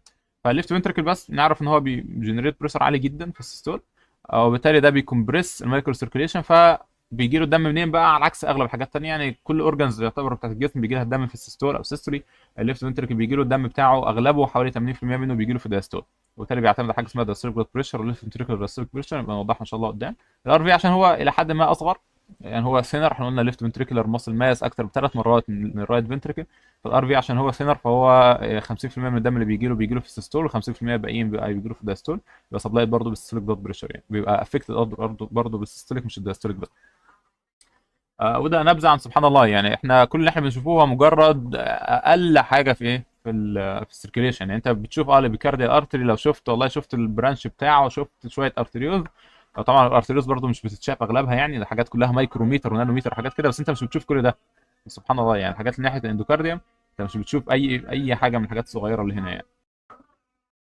فده سبحان الله من عظمه الخالق يعني. حتى انت مهما عملت، انت لو جيت عملت شفت والله عايز اقدر المايكارديال بلاد فلو، فانت بتشوف المايكارديال بلس ومش عارف ايه والحاجات دي، انت بتشوف الايفكت بتاع مايكرو سيركيليشن، بس انت ما بتشوفش مايكرو سيركيليشن لغايه دلوقتي على الاقل يعني. فكل اللي انت بتشوفه ايه ستيب اوف ذا ايسبرج بس يعني. ده غير الكولاترالز بقى يعني، هو لو ده ابيكارديال ارتري وده ابيكارديا مثلا، لو افترضنا ان ده الليفت انتيريور ديسندنج وده الليفت سيركمفلكس، فما بينهم كولاترالز. الكولاترالز دي عشان تمنع لو لا قدر الله حصل سكيميا في واحد من الارتريز، ده يعمل انفاركشن كبيره او ضخمه، في كولاترالز بتفتح. بس يعني الكولاترالز دي بقى ده كلام تاني بقى، الاسكيميك بري كونديشننج، والفرق ما بين كرونيك سكيميا وبعد كده الاكيوت يعني. اكيوت انت في كرونيك وعين يجي له اكيوت على طول. الفرق ما بين العيان الصغير اللي بيجي له ام اي والكبير اللي بيجي له ام اي ده بعدين يعني. ام اي اللي هي ام مايكارد انفاركشن. احنا بس نعرف ان احنا كل اللي احنا بنشوفه، احنا بنشوف حاجه صغيره جدا جدا من السيركيليشن، بنشوف 5 ل 15% بس من السيركيليشن يعني. اللي بيجي له دم لازم يطلع منه دم. الفينوس درينج بتاع الارت بتاع القلب يعني ليه بعض الابلكيشنز. احنا يعني هو في انتيرو كاردياك فينز، وفي بوستيريور، وفي سمول، وفي جريت، في حاجات كبيره. المهم بس عندنا حاجه اسمها الكوروناري ساينس اللي هو بتاع الكبير ده. الكوروناري ساينس ده بيصب في الرايت اتريوم من قدام. ف زي اغلب الاورجنز يعني، كل الاورجنز الدم بتاعهم الدي اكسجينيتد بلاد بيصب في الرايت اتريوم من قدام من هنا خلاص. في بقى زي ما قلنا في فين ثانيه صغيره.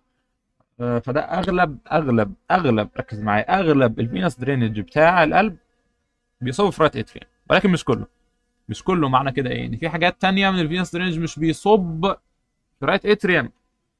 طب ده معناه ايه؟ هيروح فين يعني؟ هيتحبس؟ لا، هيصب فين؟ بيصب في الشومبر نفسها مباشره. يعني الليفت فنتركل ده لما بيحتاج دم وينقبض ويطلع دي اكسجينيتد بلاد بيروح فين؟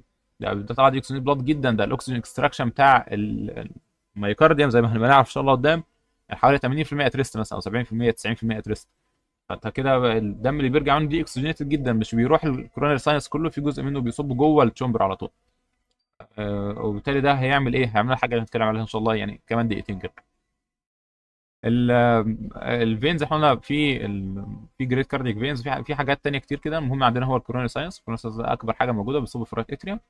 في بقى في فينز ثانيه برضو غير الحاجات اللي اتكلمنا عنها بتمشي مع الارتري يعني. ده معروف ان حتى في البريفرال سيركيليشن كل ارتري بيكون جنبه اثنين فينز غالبا يعني، او ممكن واحد او حاجه. فالفينز تمشي مع الارتريز اللي احنا عايزين. في ابلكيشن على الكورونري ساينس. الكورونري ساينس ده بيمشي فين كده يعني؟ انت لو بصيت هنا مثلا، سواء هنا في الحته دي او هنا برضو في الحته دي، فهو انت لو بصيت لده من قدام يعني، لو لفيت كده قدام وبصيت هنا، هتلاقي ان انت عندك هنا الاي في نود اللي هي اترو الاترو فنتريكولار نود.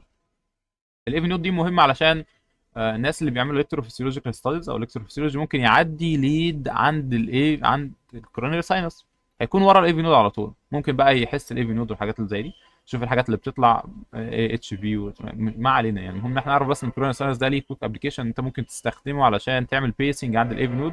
انت لو طلعت عنده كهرباء هنا، هتنتقل للاي في نود وتنتقل بعد كده للايه هيسبركيلز سيستم، مش عارف إيه بعدين يعني.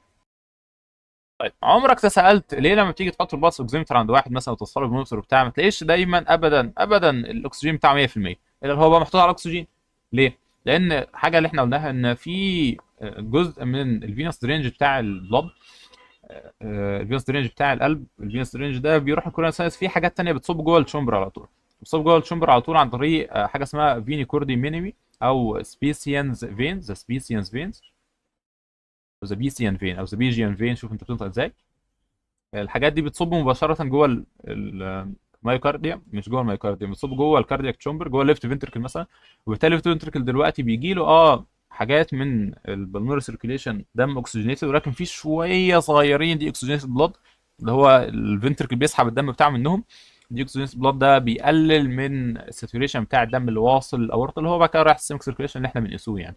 فده نوع من انواع الفسيولوجيكال شانس اللي بتحصل، اللي بيخلي الساتوريشن مش 100%.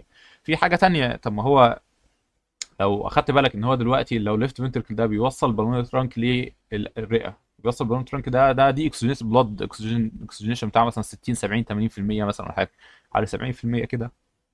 طب انت بتوصل للرئه دم دي اكسجينيتد؟ الحقيقه انه لا، الليفت فنتركل برضه بيطلع برونكيال ارتريز بتروح الرئه علشان تسبلاي اكسجينيتد بلاد للرئه، ما الرئه دي محتاجه اكسجين عشان تعيش هي كمان. البرونكيال ارتريز دي بقى بعد ما بتروح الرئه وبيتاخد منها الدم، بيرجع الدم تاني دي اوكسجينيتد ليفت فنتركل مباشره، ليفت اتريا مباشره، ليفت اتريا عن طريق البلمونري فينز، مش كلها بتروح الرايت اتريا تاني. الليفت فنتركل ده بيطلع برونكيال ارتري عشان يسبلاي بلاد سبلاي اوكسجينيتد للرئه. لما الرئه بتاخد الاكسجين اللي هي عايزاه، بترجع الدم شويه بيروح الرايت اتريا وشويه بيروحوا الليفت اتريا مباشره. طب الدم ده دي اوكسجينيتد، اقول لك ما هو ده من ضمن الاسباب اللي بيخلي الاكسجين مش 100%. فاحنا عندنا حاجه اسمها فيسيولوجيكال شنط او فيسيولوجيكال شانس، بتخلي الالفيولار بريشر اوف اوكسجين او الفيولار بي بيج اي او 2 اكبر من الارتيريال بريشر اوف اوكسجين، او اللي هو الارتيريال بي ليتل اي او 2. دي حاجه اسمها فيسيولوجيكال شنط، بتحصل بسبب كذا حاجه، حاجتين اساسيين، اللي هو سبيجيان فينز او سبيزيان فينز او الفينا كوردي مينيمي، اللي هو جزء من الفينس درينج بتاع القلب بيصب مباشره في الليفت فنتركل او في الفنتركلز او في الشامبرز بتاعنا. طبعا الجزء الخاص بتاعنا هو الليفت سيستم، بيصب في الليفت فنتركل، في الليفت فنتركل بعد كده يضخه في الاورطه، الاورطه ده يلاقي دم جاي له دي اكسجينيتد كده، بس يعني 100% ساتوريشن مع حاجات صغيره كده، فبيطلع ساتوريشن مثلا 96 97 98% وهكذا. بدي اول حاجه اللي هو الفينو كوردي مينيمي. تاني حاجه هو البرونكيال شنط، ان هو البرونكيال ارتري بيروح الرئه عشان تاخد الاكسجين اللي هي عايزاه، وبعد كده بترجع الدم، بترجع شويه الرايت اتريوم شويه الليفت اتريوم. بتوع الرايت اتريوم دول مش هيضرونا في حاجه عادي، هم بيروحوا الرئه عشان يحصلوا اكسجينيشن. حاجات بقى اللي بتروح ليفت اتريوم عن طريق البلمونري فينز ده بيكون يعني لحد ما دي اكسجينيتد بلاد بيتضخ في الاورطه، عشان كده ايه، اكسجين ساتوريشن مش 100% يعني. طيب الكوندكشن سيستم سريعا كده، احنا عندنا اس اي نود. الاس اي نود دي موجوده فين؟ موجوده، هي اسمها ساينو اتريا، هي ساينس لان هي موجوده في حاجه شبه الجيب كده عند الحته بتاعه الجنكشن بتاعه السوبير فينا كافا ورات اتريا. يبقى دي اس اي نود. الاس اي نود دي بتوصل بعد كده كهرباء للاي في نود اللي هي اللي هنا. ارجعوا على محاضرات الكارديولوجي 101. الاي في نود اللي هنا بتوصل عن طريق الهيس بركنج سيستم او الهيس باندل، بتوصل للهيس بركنج سيستم. عندنا ليفت باندل وعندنا رايت باندل. الاس اي نود برضو زي ما هي بتوصل الاي في نود، فهي بتوصل عن طريق حاجه اسمها باندل اوف باكمان.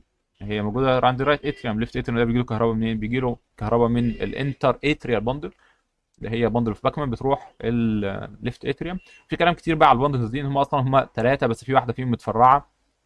التفريع بتاعها ده هو اللي رايح كده، او لا ده هم التفريع ان ده برانش مختلف. يعني في كلام على ان الاس اي نود عشان توصل لاي في نود بتنتقل بثلاثه انتر نودال باندلز. واحده من الانتر نودال باندلز دي الانتيريور بتاعتها متقسمه علشان واحده تروح الاي في نود، البرانش بتاعها يروح الاي في نود، البرانش يروح ليفت اتريوم.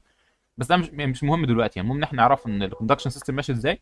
الساينو اتريال نود، وهي ساينس يعني هي حاجه شبه الجيب كده عند الجنكشن بتاع السبير فينا كافا مع الرايت اتريا، بتنقل كهرباء للاي في نود. الاي في نود بعد كده بتعدي، لو فاكرين الفايبر ستريدج اللي قلنا عليه ان هو موجود هنا كده، اللي بيمنع انتقال اي حاجه ما عدا الدم عن طريق الفالوس، فالاي في نود بتخترق الفايبر ستريدج ده عشان توصل ليفت باندل رايت باندل، والليفت باندل رايت باندل دول عن طريق البركنجي فايبرز بيروحوا الايه الليفت فنتركل والرايت فنتركل على طول. طيب ده ببساطه شكل رسم القلب، ماشي. بعدين برضو ان شاء الله كده لو جمعت الاثنين على بعض، يعني الكوندكشن سيستم يبدا اس اي نود لاي في نود للهيس بركنج سيستم، بعد كده ليفت باندل ورايت باندل. ليفت باندل بتتقسم اثنين، انتيريور وبوستيريور.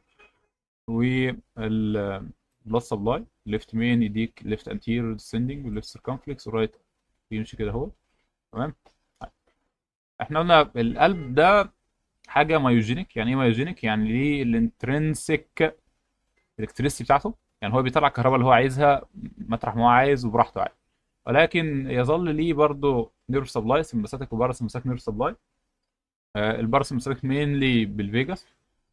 في ايه لو احنا شفنا ان ان الساينس نود دي عند الرايت اتريا، والاي في نود دي يعني ليفت شويه من الساينس نود، يعني الساينس نود دي هنا كده والاي في نود اهي، ف يعني شبه منطقي ان هو رايت فيجاس يكون بيسبلاي الساينس نود، وليفت فيجاس بيسبلاي الاي في نود. فاحنا بس نعرف ان الرايت فيجاس بيسبلاي الساينس اتريال نود، وليفت فيجاس بيسبلاي الاي في نود اللي هو اي في ان.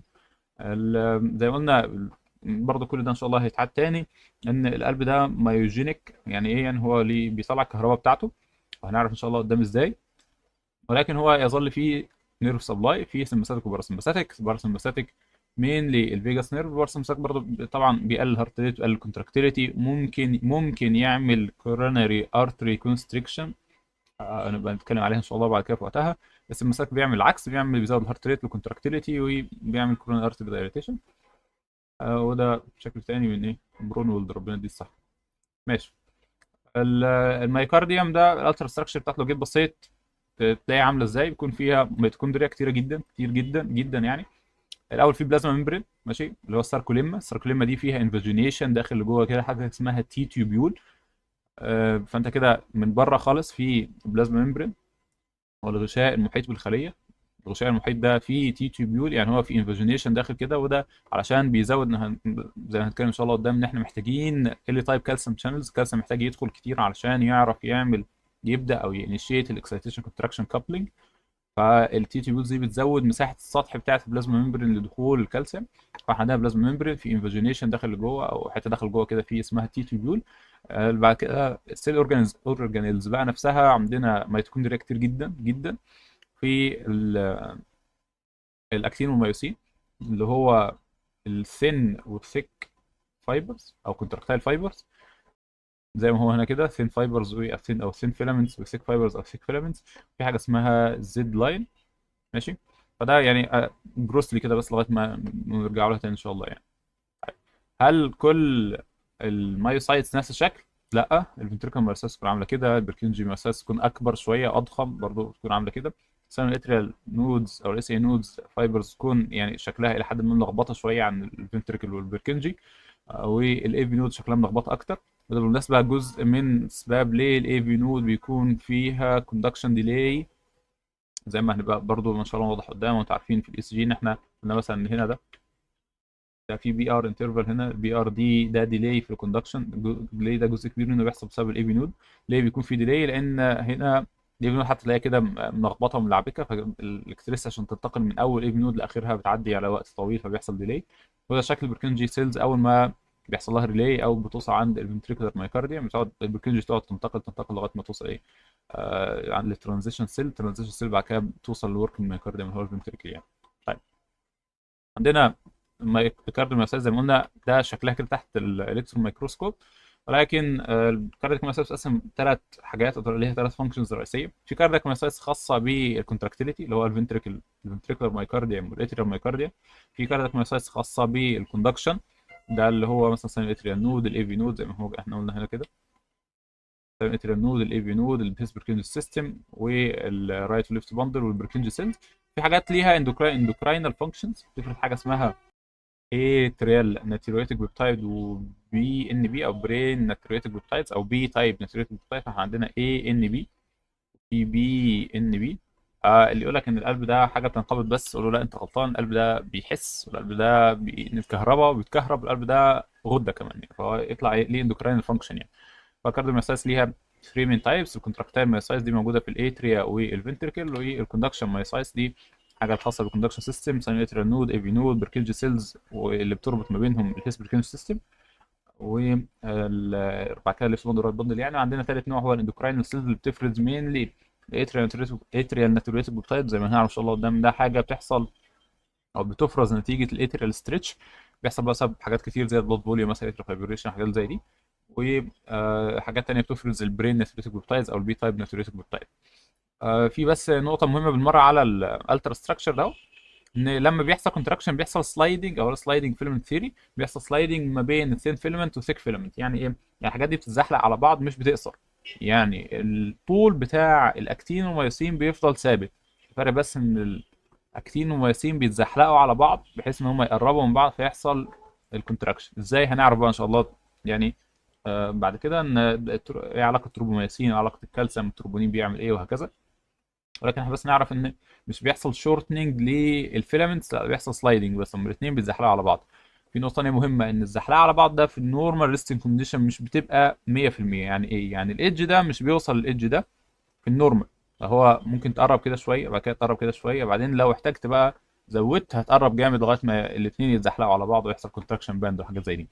طيب ليه الكلام ده؟ ده لان في نورمالي الكونتراكتايل مايوسايت مش بتعمل شورتنج غير بحوالي 40% من الريزيرف بتاعها، 40% من التوتال قصدي اللي هي تقدر تعمله. عشان يكون عندها ريزيرف باقي حوالي 60% من الشورتنج ريزيرف ده بيكون موجود علشان لما يجي لها سمباثيك نيرفس سيستم ستيميوليشن بيزود الكونتراكتيليتي، يكون عندها سبحان الله يعني يكون عندها زياده في الزحلقه ما بين الاكتين والميوسين عشان يزود الشورتنج، وبالتالي يزود الكونتراكشن، وبالتالي يزود البريشر فيزود البلاد فلو ويزود الكاردياك اوتبوت وهكذا يعني. احنا بس نعرف ان اللي بيحصل ان الثين فيلامنتس والثيك فيلامنتس بتتزحلق على بعض، بس مش بيجوا على بعض بنسبه 100% في النورمال كونديشن، عشان يسيب مساحه للكاردياك ريزيرف. ركز على الكلمه دي عشان تبقى ان شاء الله بعدين، وتجمعوا بقى في الاخر كده ايه الحاجات اللي مسؤوله عن الكاردياك ريزيرف. فده من ضمن الحاجات اللي مش بيحصل سلايدنج بنسبه 100% في النورمال ريستنج كونديشنز يعني. طيب القلب ده احنا قلنا بيجي له دم بيبقى بياخد اكسجين. الطاقه اللي القلب بيجيبها الكونتراكتايل مايوسايتس مينلي بتعتمد على اوكسيداتيف ميتابوليزم. يعني هي لازم يكون في اكسجين ايروبيك يعني. ليه؟ لان هو ده حاجه بتنقبض على طول، ما ينفعش هي بتنقبض على طول، بتستهلك حوالي 80% من الاكسجين. فمش معقوله ان انت تكون بتستهلك 80% من الاكسجين وتقول اه والله ده انا عندي انا ايروبيك ريزيرف مثلا ممكن تعتمد عليه ده. فسبحان الله يعني. فالكونتراكتايل مايوسايتس اولموست اكسكلوسيفلي بتعتمد على الاكسيداتيف ميتابوليزم. في الغالب بتكون فات اللي هو فري فاتي اسيد ميتابوليزم، ولكن بتاخد شويه جلوكوز. يعني احيانا نادر جدا ممكن تحتاج امينو اسيدز، ولكن يعني في الغالب بيكون فات. الجلوكوز بتاخده امتى؟ بتاخده اكتر لما يكون هي في حاله انايروبيك ميتابوليزم. بس انايروبيك ميتابوليزم دي صحيح بتحتاج جلوكوز بس، لكن هي بتوفر طاقه لحوالي دقيقه واحده بس من الطاقه اللي بتحتاجها كاردياك مايوسايتس. وده سبحان الله يعني علامه على قد ايه الكاردياك مايوسايتس دي بتحتاج كميه اكسجين رهيبه جدا يعني. يعني لما ما بيكونش في اكسجين بتنتقل للجلوكوز ميتابوليزم على امل ان هي تطلع اي تي بي، بس ده حتى مش بيكفيها غير دقيقه واحده بس يعني. الكوندكشن مايوسايتس بقى على النقيض ليها جود انايروبيك ريزيرف، ان هي مش بتستهلك طاقه كبيره، حوالي يعني تقريبا 7% بس ولا حاجه من التوتال اوكسجين كونسامشن بتاع الهارت.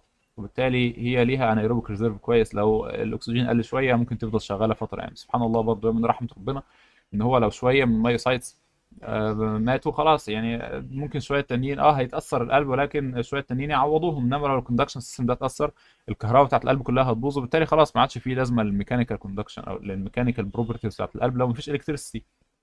فسبحان الله يعني الكوندكشن مايوسايتس قلنا ليها ايه؟ جود انايروبيك ريزيرف.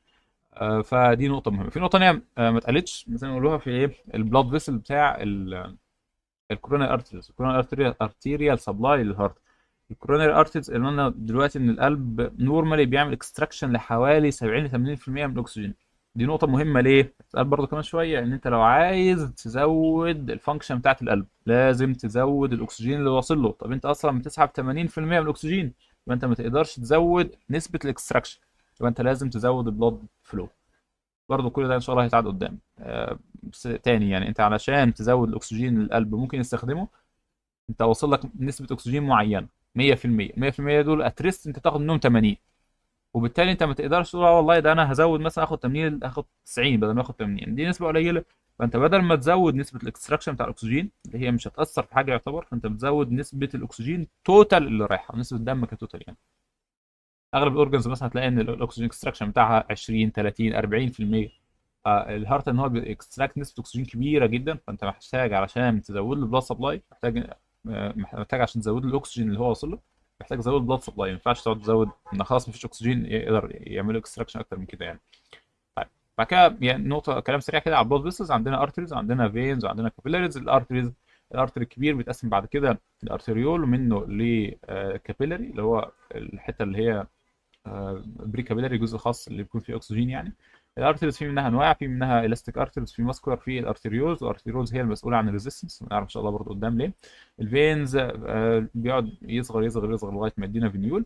الكابيلاريز عندنا منها انواع، في كونتينوس كابيلاريز، في فينستريتد، وفي ساينسويدال كابيلاريز دي موجوده مينلي في الليفر مثلا، ويكون فيها المساحات اللي بينها واسعه جدا بتعدي اي حاجه ممكنه يعني. الارتريز دي مسؤوله عن ايه؟ دي هاي بريشر، فده بيكون فيها ضغط عالي، بيكون فيها دم قليل، المسؤول ان هي توصل الدم للاورجنز. الفينز ده كاباسيتانس فيسلز، بيكون فيها ضغط قليل، بيكون فيها دم كتير، وده يعتبر مخزن الدم بتاع الجسم. هي بتاخد الفينز دي بتنقل الدم دي اكسجينيتد من الاورجنز، بعد ما تاخد اللي هي عايزاه منه تنقله بعد كده ايه ترجعه للهارت. فدي مقارنه سريعه ما بين الارتريز والارتريولز. الاورطه مسؤول عن ايه؟ مسؤول ان هو يعني البلس دامبنج، مش مهم دلوقتي البلس دامبنج ده، المهم ان هو بيعمل ديستريبيوشن بلاد، بعد كده ينتقل منه لارج ارتريز بتعمل ديستريبيوشن بلاد، مثلا برضو زي سواء بقى السبكليفيان، الكاروتيد، البريكوسيفاليك فوق، او انت تحت السبير الميزنتريك، الانفيرو الميزنتريك، الرينا ارتريز، وهكذا.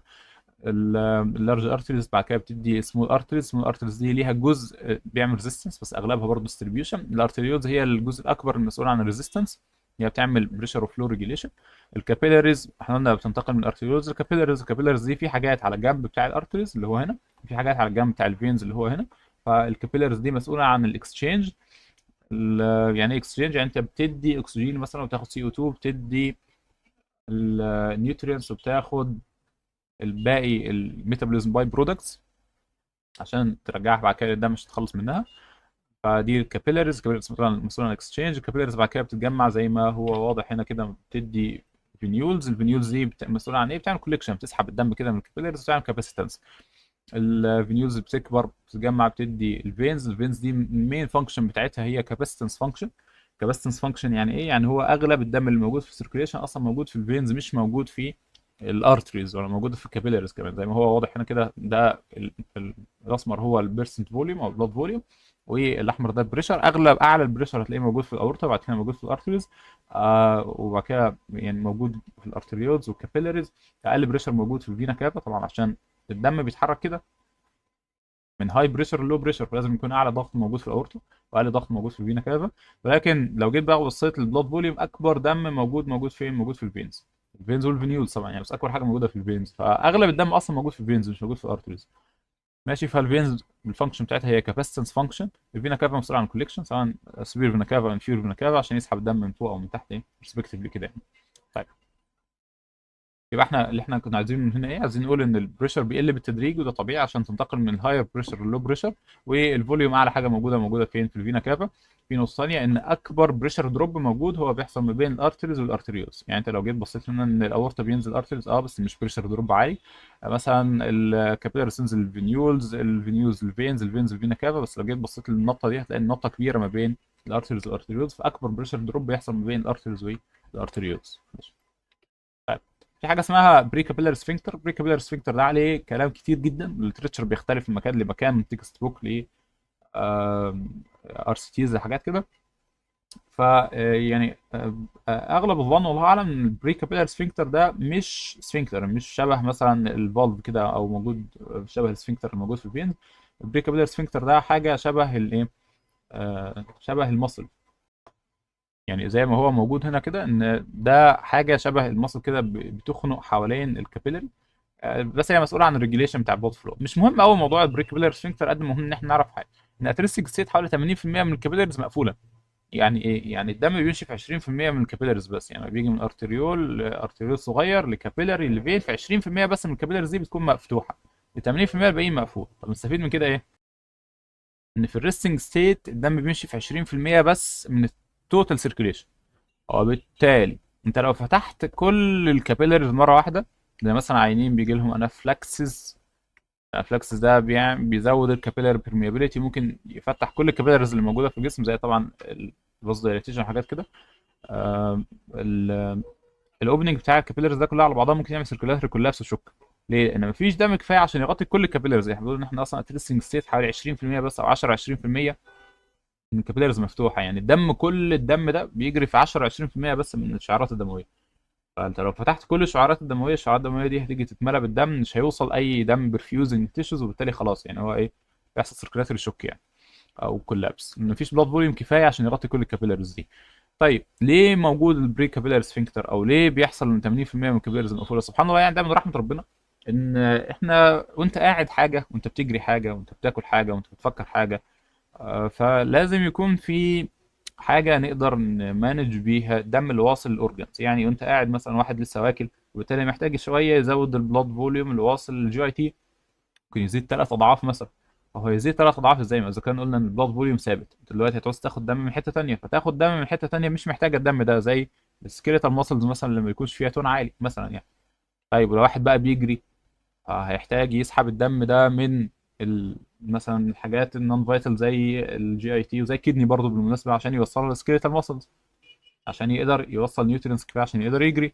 طب هيعمل كده ازاي؟ نقطه تانية، لو واحد مثلا تعرض لدرجه حراره عاليه جدا، درجه الحراره العاليه دي عملت له هيت اكزوشن، الهيت اكزوشن ده او هيت ستروك او اي حاجه، رفعت درجه الحراره جامد جدا. المفروض ان الجلد دلوقتي يحصل له فاز دايليتيشن عشان يعرف يطلع الدم، يفقد حراره كبيره، واحد درجه حرارته 41 مثلا، محتاج يفقد الحراره دي كلها، هيفقدها ازاي؟ كل الحاجات دي طبعا يعني في ريجوليشن كتير جدا، ولكن من اهم الحاجات اللي موجوده هو الموضوع ده، ان هو عشان 80% من الكابيلاريز مقفوله، فاحنا نقدر نعمل برفرانشال اوبننج. مش احنا طبعا، الجسم يعني سبحان الله باذن ربنا طبعا، انت بتعمل برفرانشال اوبننج ل الكابيلاريز عشان تقول اه والله الحته دي محتاجه اكسجين، الحته دي مش محتاجه اكسجين، الحته دي مش عارف ايه، فهتنقل الدم من هنا هنا، تاخد دم من الجي اي تي تنقله للكدني، تاخد دم من الجي اي تي والكدني تنقله للسكيلتال ماسل، تاخد دم من السكيلتال ماسل تنقله للجي اي تي، تاخد الدم بتاع اغلب حاجه بتاعه الجسم وتنقله للسكين عشان يتخلص من درجه الحراره بسرعه، وهكذا. يعني ده في بعض الكلام انت ممكن اصلا في سيفير هيت ستروك او درجات الحراره عاليه جدا، 41 42 درجه مثلا، يعني الكورت التمبريتشر بتاعت الجسم 42، ممكن يحصل حوالي 90% من الكاردياك اوتبوت بيبقى شنط للسكين عشان نتخلص من الحراره، سبحان الله يعني. فالمهم ان نعرف ان 80% من الكابيلاريز، حوالي 80 90% من الكابيلاريز كده بتكون مقفوله ات ريست. وده ليه؟ علشان نقدر نعمل ديفرنشال اوبننج، نفتح دي هنا ونقفل دي هنا، عشان ايه؟ نحول على اساس الاكسجين ديماند يعني بتاع كل اورجان يعني. طيب احنا كده يعني يعتبر خلصنا في فيديو لطيف ممكن نشوفه.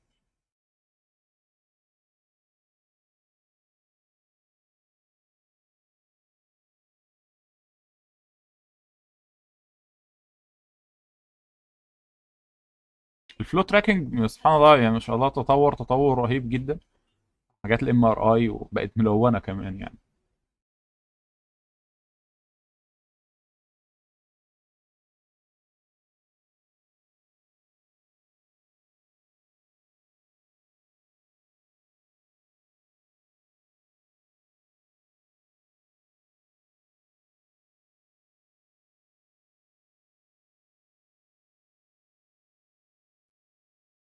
احنا لو خدنا بالنا من حاجه هنا موجوده، ماشي، تكوين الفورتكس ده او الفورتسيز اللي هنا دي، في كلام على ان هو اصلا يعني الدم لما بيرجع، استنى بقى نوقف كده، الدم لما بيرجع كده، يعني هو ده المفروض ان هو بيعمل هنا، بيعمل حاجات بتلف، اللي هو فورتكس الفورتسيز دي بتساعد في الانغلاق بتاع الميترو فالف. فده بس بعض الكلام يعني، فاحنا بس ايه بالمره واحنا هنا.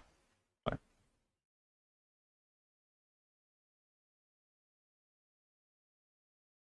الحاجات اللي احنا بنقول عليها الحاجات المدوره دي. ده شكل الدم اللي بيكون موجود، ده جزء منه بسبب التويستنج موشن بتاعه الفنتركل، سواء وهو بيفتح او هو بيقفل، يعني وقت الكونتراكشن او وقت الريلاكسيشن زي ما قلنا في الاول، ان هو الدم مش مجرد حاجه بتدخل وبتطلع زي ما هي كده على طول، بس لا.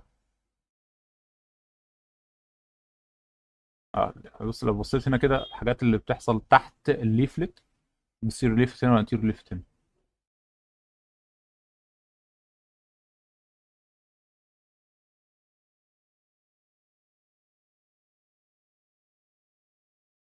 برضه نفس الحاجه، الحاجات اللي بتحصل تحت الليفلت دي من ضمن الحاجات اللي بتساعد على الانغلاق بتاع الليفلت وقت الايه، السيستولا او السيستولي.